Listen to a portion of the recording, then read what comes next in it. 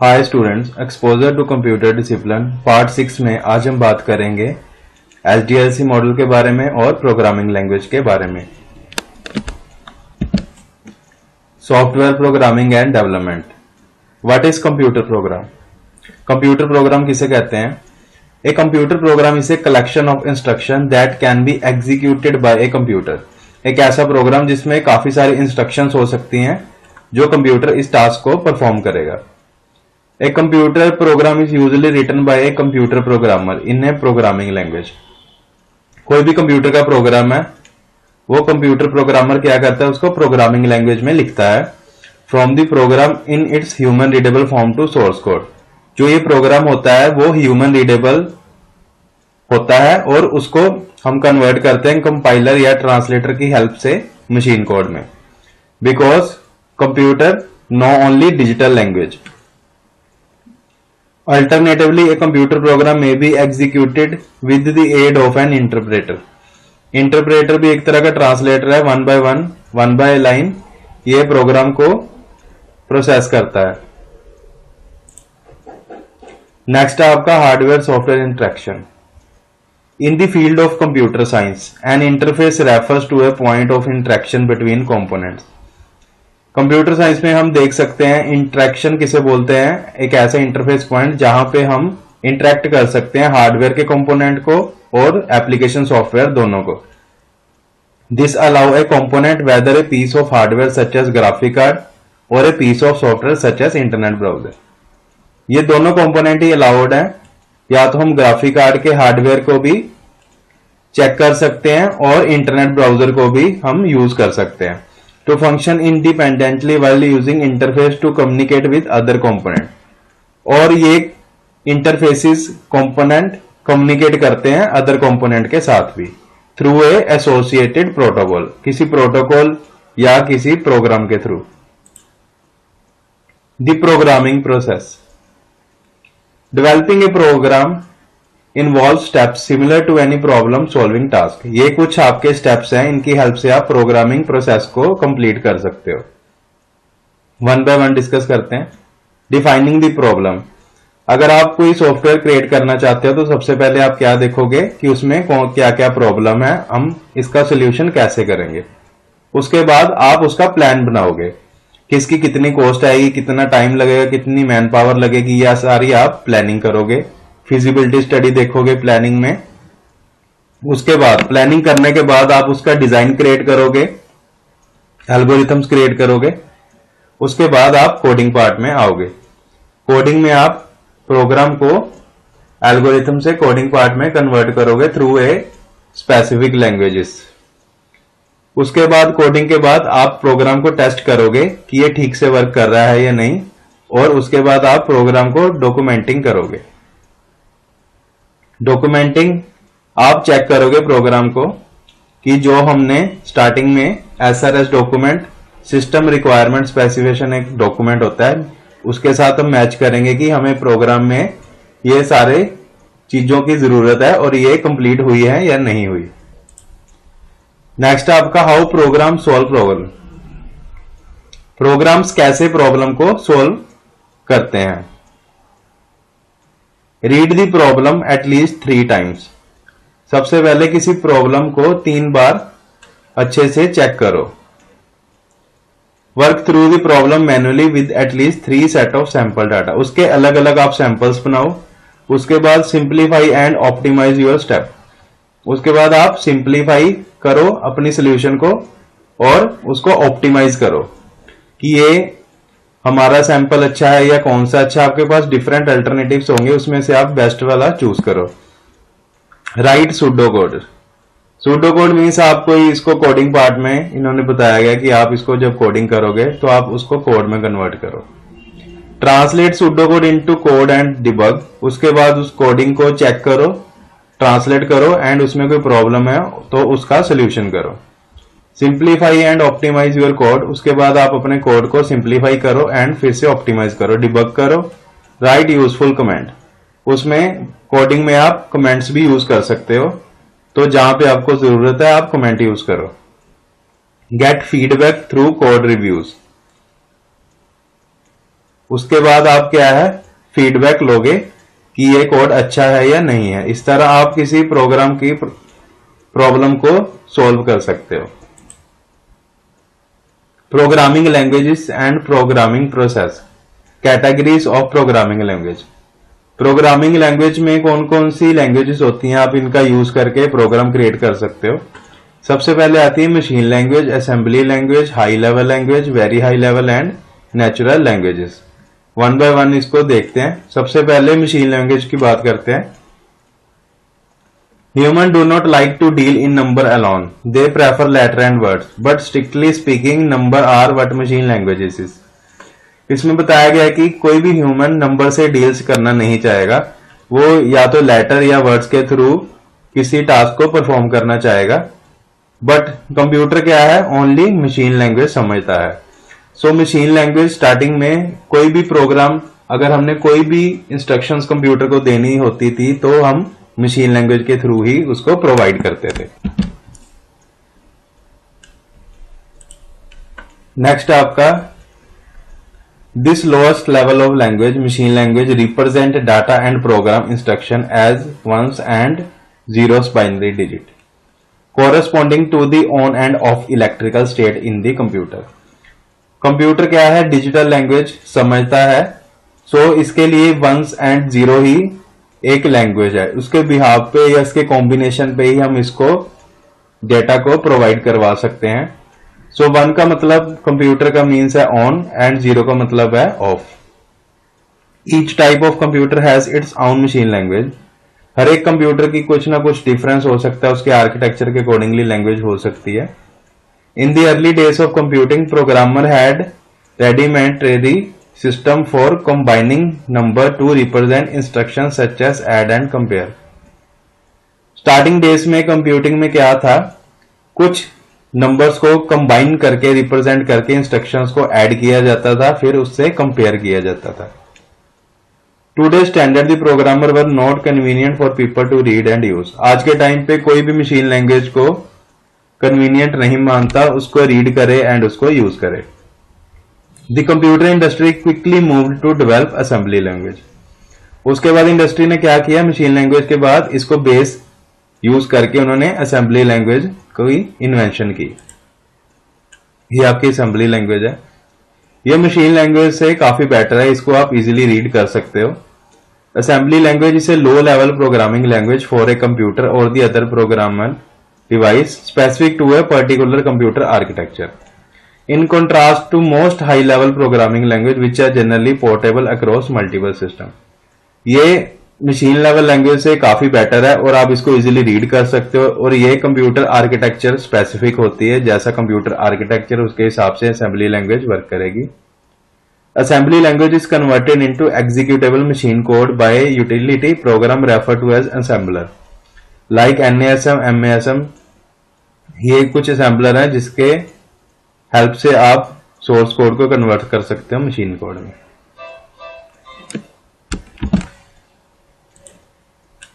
Next आपकी high level language.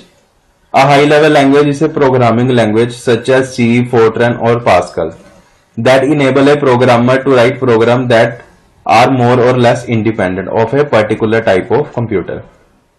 High level language machine level language and assembly language से better है।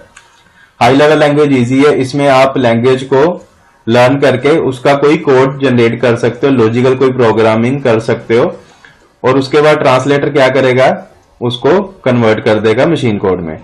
ये language जो होती है हाई लेवल लैंग्वेज, ये लेस इंडिपेंडेंट होती है आपके कंप्यूटर आर्किटेक्चर पर। इसको आप यूज कर सकते हो मोस्टली जनरल किसी भी आर्किटेक्चर के ऊपर।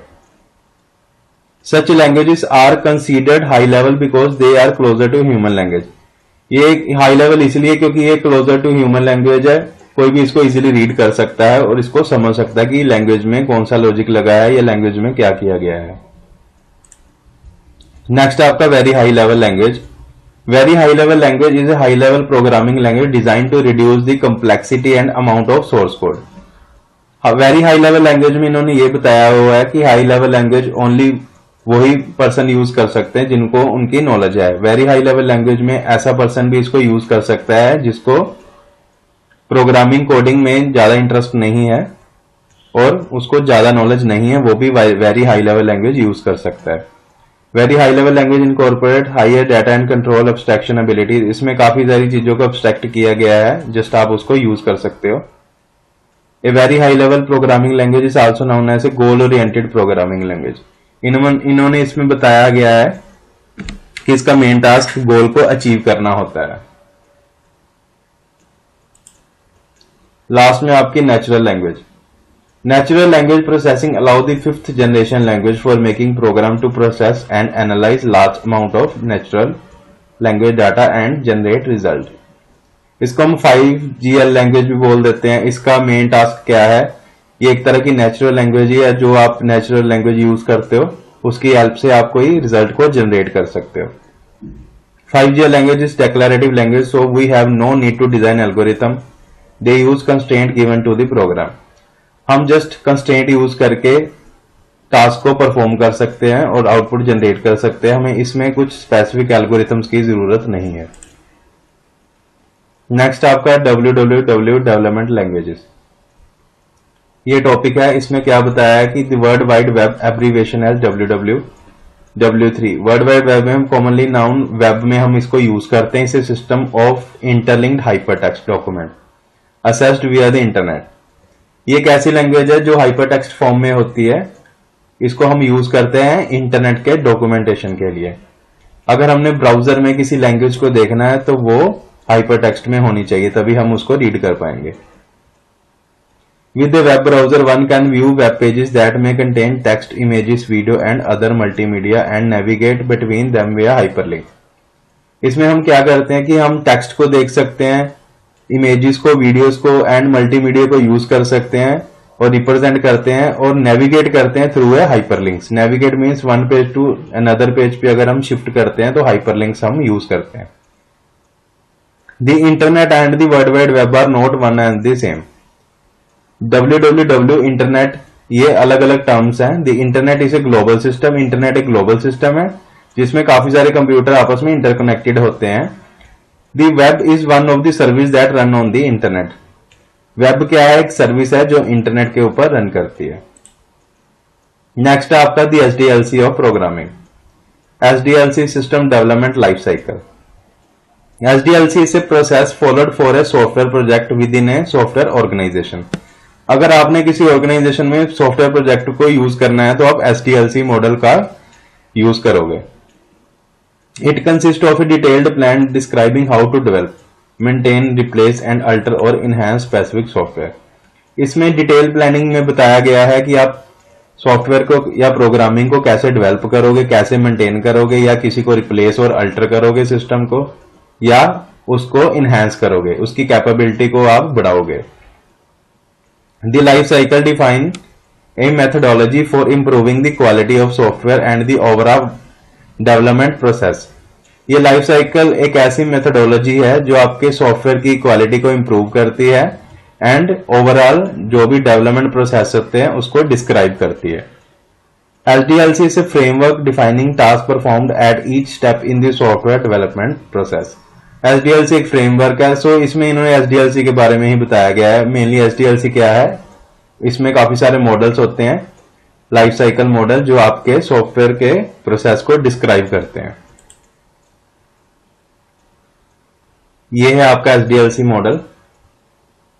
इसमें इन्होंने बताया है सबसे पहले क्या है, आप प्लानिंग करोगे किसी सॉफ्टवेयर की, फिर उसको डिफाइन करोगे।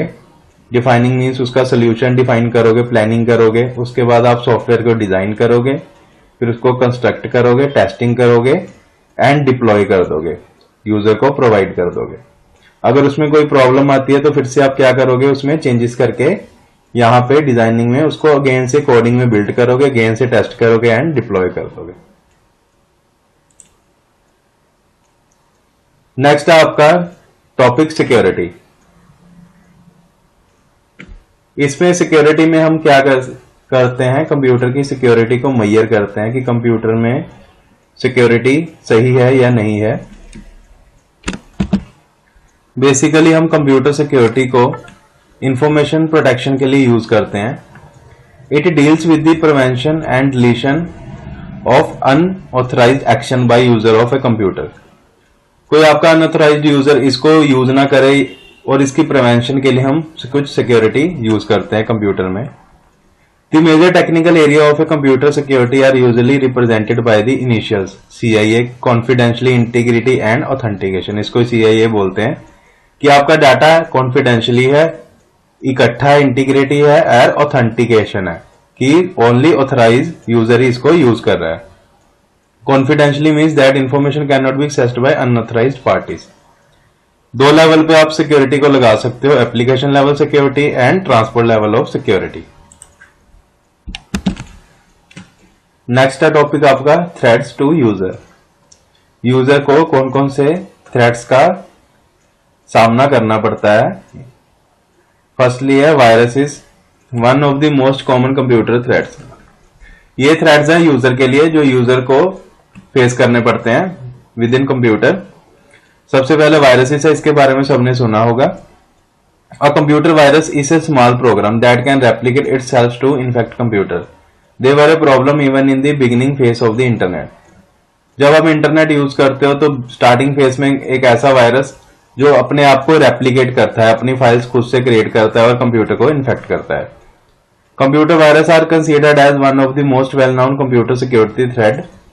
This is a program which is written to alter the way a computer operates, and it is obviously without the permission or knowledge of the PC user.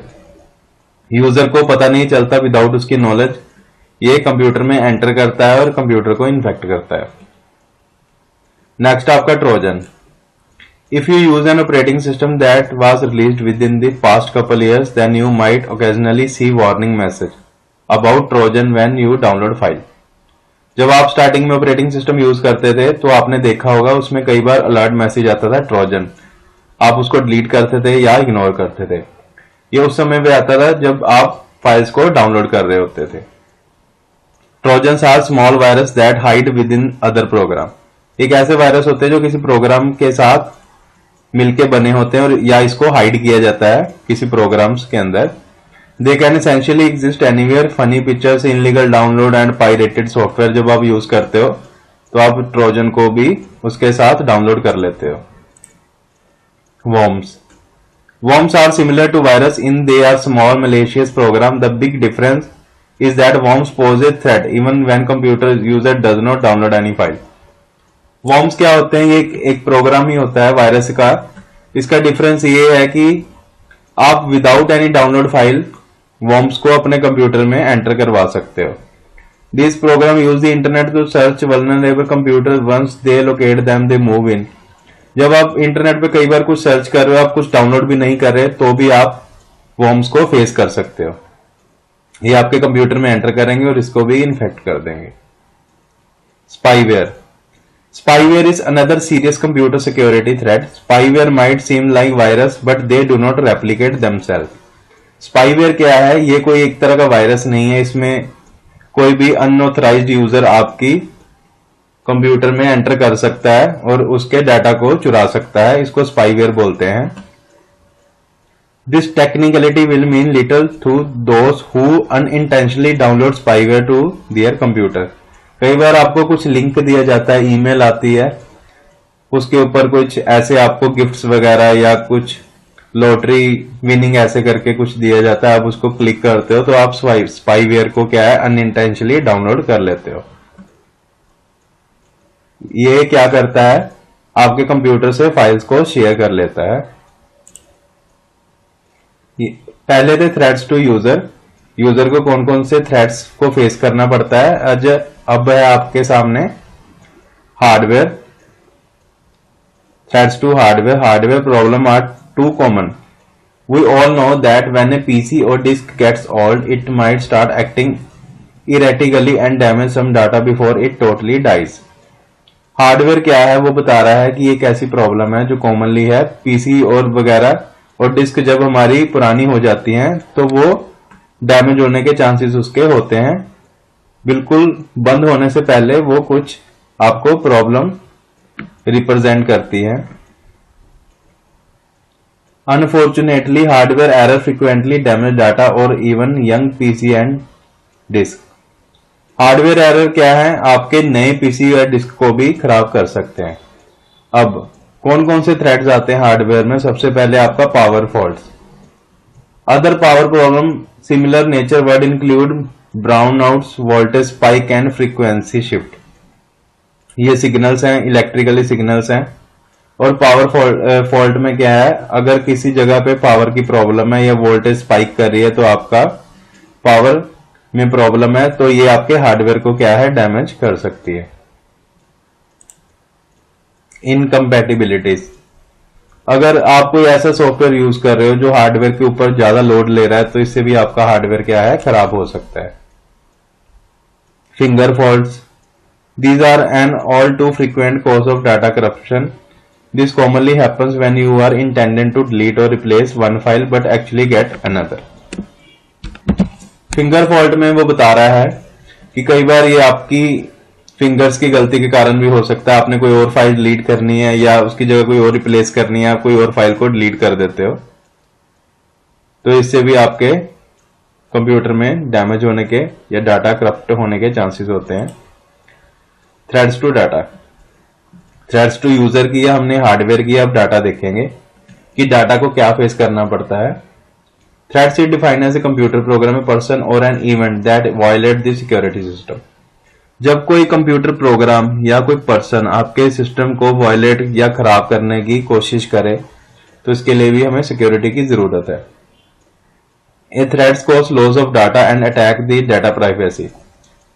Thread क्या करता है, अपने डाटा को loss कर सकता है या आपकी डाटा प्राइवेसी के ऊपर अटैक कर सकता है। Most of the data of an organisation stored inside the computer is very important and more valuable than the computer hardware and software. Computer software and hardware को क्या है, आप रिप्लेस कर सकते हो, चेंज कर सकते हो, बट अगर आपका डाटा क्या है बहुत इंपॉर्टेंट होता है ऑर्गेनाइजेशन में, अगर वो रिमूव हो जाए तो वो आप उसको रिकवर करना बहुत मुश्किल हो जाता है। It can be damage due to many reason, ये डैमेज हो सकता है। You must protect your data from illegal access और फ्रॉम डैमेज। ये कुछ सिक्योरिटी है डाटा की जो आप यूज करके इस डाटा को कुछ प्रोटेक्ट कर सकते हो। Some authorized user of the data may unintentionally delete or change sensitive data. There are two solutions to this problem. Firstly, the user must be assigned proper right to minimize such event. Only the authorized user with certain right may be allowed to delete or modify data.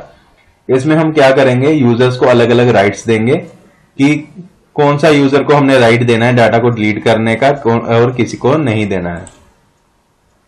Secondly, periodic backup of data should be taken to recover the deleted data. हमें period wise like daily, weekly, monthly हमें उसका backup लेना है ताकि हम data को कहीं और जगह भी रिप्लेस करके सेफली उसको रख सके। A proper password protection should be use to use any resource. अगर आप किसी रिसोर्स को यूज कर रहे हैं, लाइक किसी पीसी को, हार्डवेयर को, किसी को, प्रिंटर को, तो उसके ऊपर प्रॉपर पासवर्ड लगा होना चाहिए। A log file should also be maintained to keep track of all the activity performed on the data. log file हमेशा मेंटेन्ड होनी चाहिए जिसके ऊपर हम चेक कर सकते हैं कि किस बंदे ने फाइल को डिलीट किया, किसने कौन सा काम या कौन सी एक्टिविटी परफॉर्म की, उस सब के बारे में इंफॉर्मेशन log फाइल में रहती है। Some strong encryption algorithm should be used so that if anyone gets access to the data, he could not be able to make any sense out of it.